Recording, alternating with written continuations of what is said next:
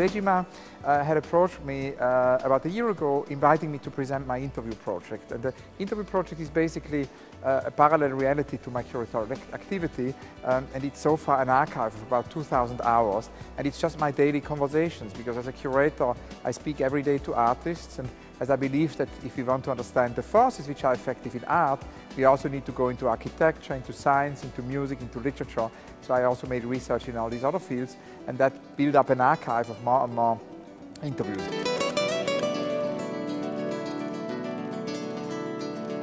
But we thought somehow it would be interesting to go beyond the archive, and Sejima felt as well that there could be something about people meeting in architecture that actually could become a room where people meet, and she agreed to design the space with Nishizawa, so it's a Sana exhibition design in this room.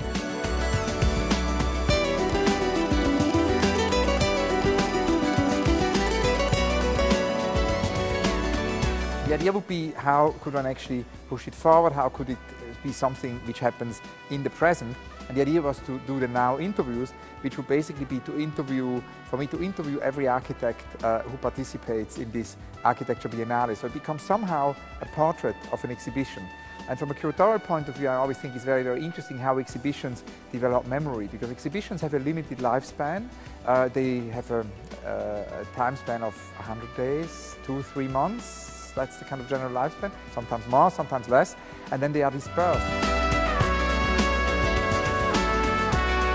The experience is the most important thing. However, it's also very important for future generations, I think, to have archive of exhibitions. And there can obviously be photographs, there can be installation shots, there can be catalogues.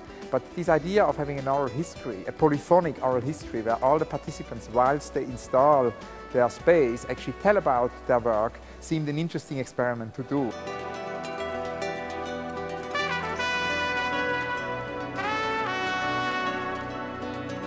As this is a protest against forgetting, I feel that, in our 21st century, with the digital age, we have more and more information, we have more and more possibilities for global dialogue, which is wonderful, but we have not necessarily more memory. There is a lot of amnesia within this whole information flood. And I think it's incredibly important to, as Eric Hobsbawm says, to protest against forgetting and work on memory. And I think that's very much at the heart of this project.